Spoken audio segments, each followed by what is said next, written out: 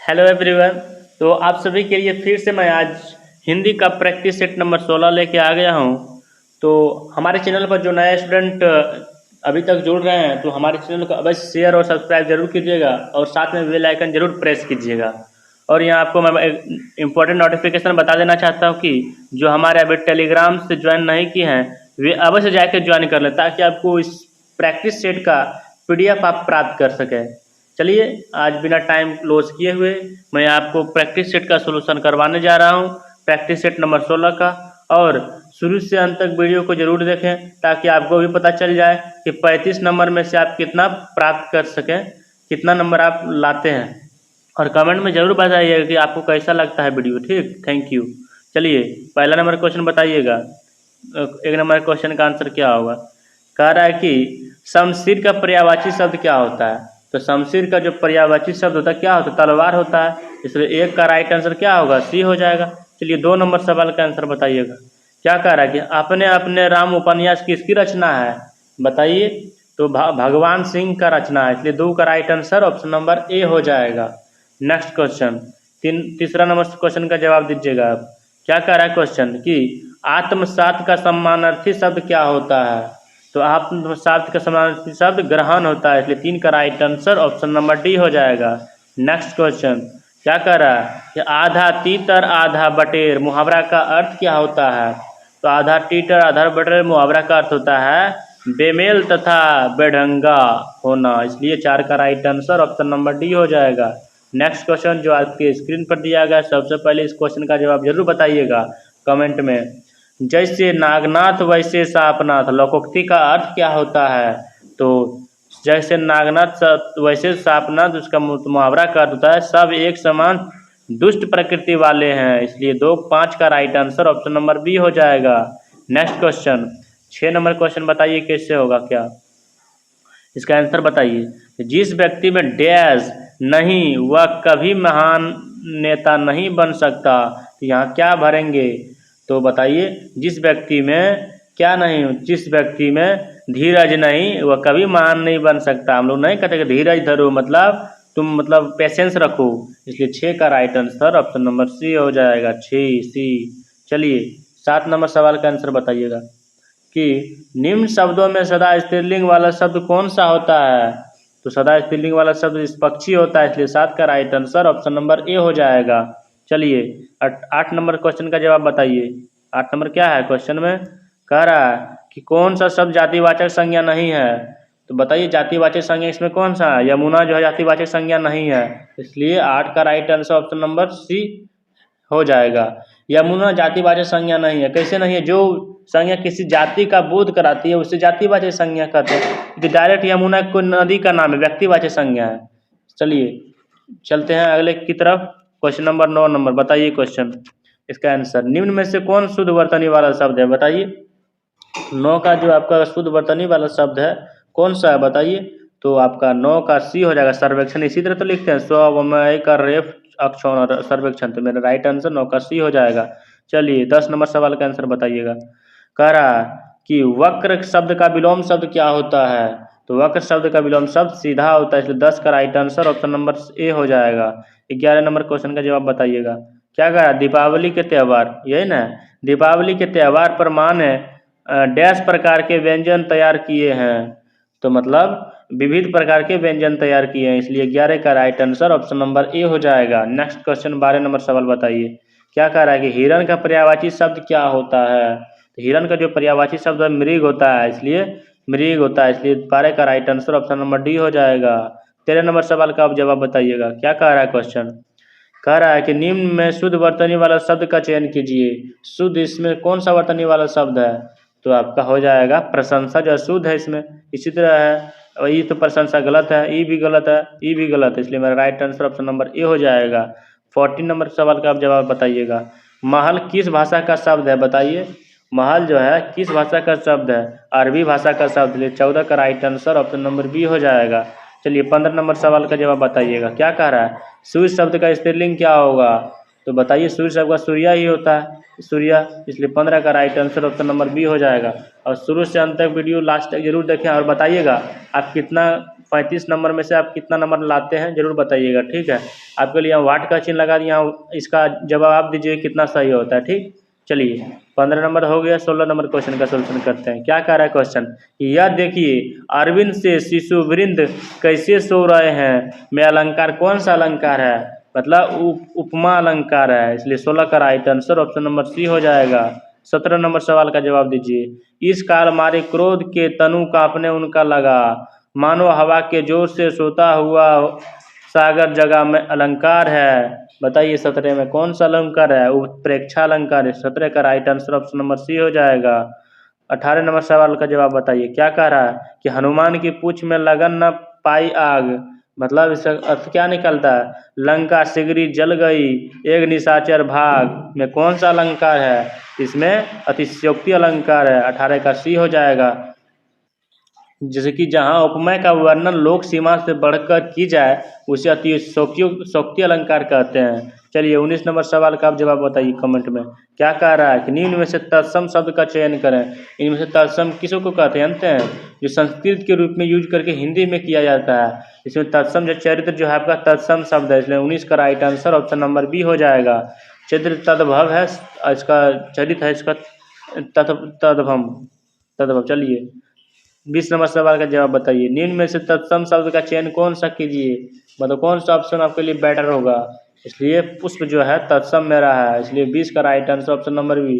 और इसका अन्य सभी तद्भव भी हैं, ये सब जो है ना, ये सब खी बो बांझ खी सब तद्भव है, तत्सम है आपका पुष्प। 21 नंबर सवाल का आप जवाब बताइएगा। क्या कह रहा है, निम्न में से तद्भव शब्द का चयन कीजिए। इसमें तद्भव जो आपका चांद है, इसलिए 21 का right answer option number D हो जाएगा।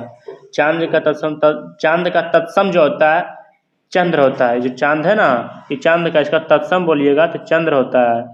हाँ चंद्र बोले, चांद का तत्सम होता है। चलिए 22 नंबर सवाल की ओर चलते हैं। क्या कह रहा है कि सही वर्तनी वाले शब्द का चयन करें। इसमें कौन सा सही है, औषधि मेरा किस तरह लिखा था, और मैं डबल औ का शौध हमें सही का औषधि इस तरह लिखा था, कौन सा ऑप्शन, ऑप्शन नंबर डी है, इसलिए 22 का डी राइट आंसर होगा।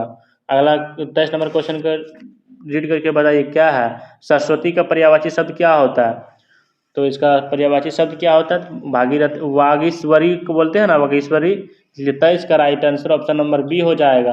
वागीश्वरी होता है, भारती होता है, शारदा होता है, वीणा पानी होता है, ज्ञानंदा होता है ना, इसलिए 23 का राइट आंसर मेरा ऑप्शन नंबर बी हो जाएगा। चलिए 24 नंबर क्वेश्चन का जवाब आप बताइएगा। क्या कह रहा है कि दिए गए वाक्य में रेखांकित खंड को प्रतिस्थापित करने के लिए उपयुक्त विकल्प का चयन करें।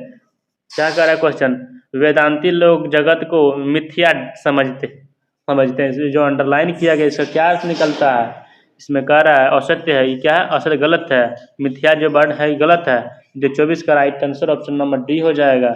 अगला क्वेश्चन चलते हैं। क्या कह रहा है क्वेश्चन 25 में, रिक्त स्थान को भरने के लिए उपयुक्त शब्द का चयन करें। तुम मेरा अपमान मत करो, मुझे स्वयं अपने कर्मों पर डैश हो रहा है। क्या हो रहा है, अपने कर्मों पर पश्चाताप हो रहा है। मतलब क्वेश्चन यहाँ कह रहा है कि तुम मेरा अपमान मत करो, मुझे स्वयं अपने कर्मों पर पश्चाताप, मैं अपने स्वयं कर्मों को पछता रहा हूँ कि क्यों कर दिया ये काम। चलिए 26 नंबर क्वेश्चन का जवाब बताइएगा, कमेंट में जरूर बताइएगा। अनुचित बात के लिए आग्रह के लिए एक शब्द है, तो अनुचित के लिए आग्रह के लिए कौन सा शब्द है, दुराग्रह शब्द है, इसलिए 26 का right answer option number C है।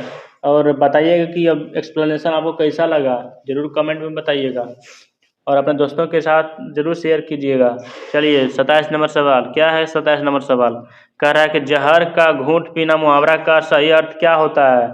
जहर का घूंट पीना मुहावरा का सही अर्थ क्या होता है, गुस्सा मन में दबा लेना, इसलिए 27 का right answer option number A हो जाएगा।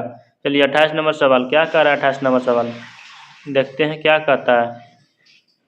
कह रहा है कि टक्का सा जवाब देना मुहावरा का सही अर्थ क्या होता है, तो इसका सही अर्थ होता है साफ इनकार करना, इसलिए 28 का right answer option number D हो जाएगा। चलिए 29 नंबर सवाल का जवाब बताइएगा। क्या कह रहा है क्वेश्चन, जो अभी तक न आया हो के लिए एक शब्द प्रयुक्त होता है, तो जो अभी तक ना आया उसको क्या बोलते हैं, अनागन बोलते हैं ना, इसलिए 29 का जो राइट आंसर होगा ऑप्शन नंबर ए हो जाएगा।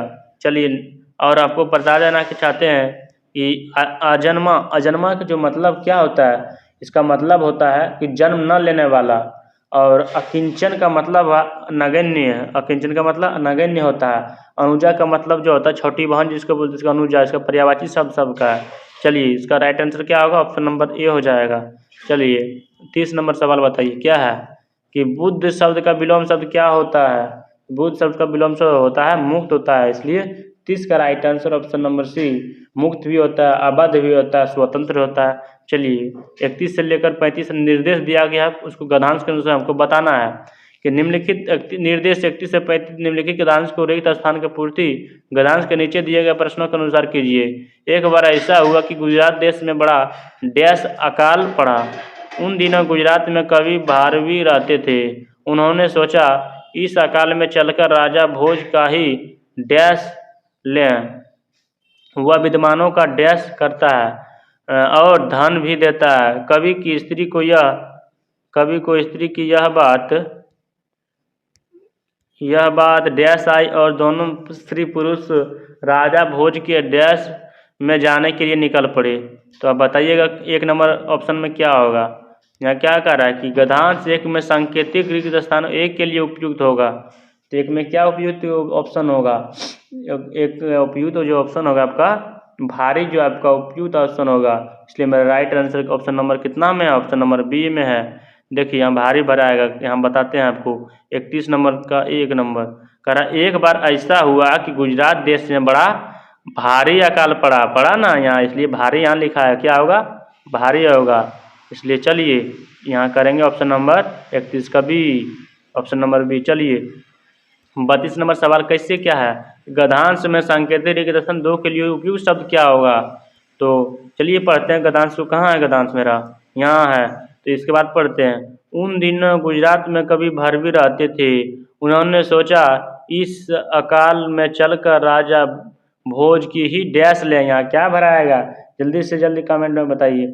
मतलब यहाँ जो आपका भराएगा कितना नंबर क्वेश्चन है? 32 नंबर क्वेश्चन है। चलकर भोज की शरण लेना चाहते हैं। क्या लेना चाहते हैं? भोज की शरण। तो मेरा ऑप्शन नंबर कितना में है? 32 का कितना नंबर? शरण लेना चाहते हैं, इसलिए बी नंबर क्वेश्चन का आंसर हो जाएगा। चलिए 33 नंबर सवाल का जवाब बताइएगा। गद्यांश में सांकेतिक रिक्त स्थान 3 के लिए उपयुक्त शब्द कौन सा होगा? 33 में जो होगा आपका आंसर, 33 का जो आपका आंसर होगा डी नंबर ऑप्शन में क्या कह रहा है? आदर होगा, डी नंबर। चलिए 34 नंबर सवाल का आंसर बताइए। गद्यांश सांकेतिक 4 में कौन सा ऑप्शन होगा? 4 में आपका होगा पसंद हो जाएगा, इसलिए 34 का right answer option number D हो जाएगा। 35 नंबर सवाल जो आपका प्रैक्टिस सेट नंबर 16 का सवाल का अंत सवाल है, बताइए कि कमेंट में कैसा आपको वीडियो लगा। बताइए 35 नंबर सवाल, गद्यांश में सांकेतिक रिक्त 5 के लिए कौन सा शब्द होगा? बताइए। 35 का जो आपका सुटेबल आंसर होगा दरबार होगा, इसलिए 35 का right answer option number B. यदि हमारे एक्सप्लेनेशन को आप समझ गए बहुत ही बेहतरीन रूप से, तो हमारे चैनल को सब्सक्राइब जरूर कीजिएगा और साथ ही साथ अपने दोस्तों के साथ शेयर कीजिएगा और अपने साथियों को ज़रूर बताइएगा कि बेस्ट तरीका से स्टडी में एनी कॉम्पिटिटिव एग्जाम का प्रैक्टिस सेट बहुत ही बेहतरीन रूप से एक्सप्लेनेशन के साथ बताया गया है। और एनी सब्जेक्ट, कोई भी सब्जेक्ट को, ऑल सब्जेक्ट के लिए यहाँ इस प्रैक्टिस सेट इस इंस्टीट्यूट पर हर एक चीज़ का प्रैक्टिस सेट करवाया जाता है। या फिर एनी कॉम्पिटिटिव एग्जामिनेशन हो या फिर एनी बोर्ड एग्जामिनेशन हो, सारे के लिए यहाँ उपलब्ध है इस इंस्टीट्यूट में, बेस्ट तरीका से स्टडी इंस्टीट्यूट में। तो थैंक यू। जय हिंद, जय भारत। मिलेंगे नेक्स्ट वीडियो में, तब तक के लिए इतना ही। जय हिंद, जय भारत।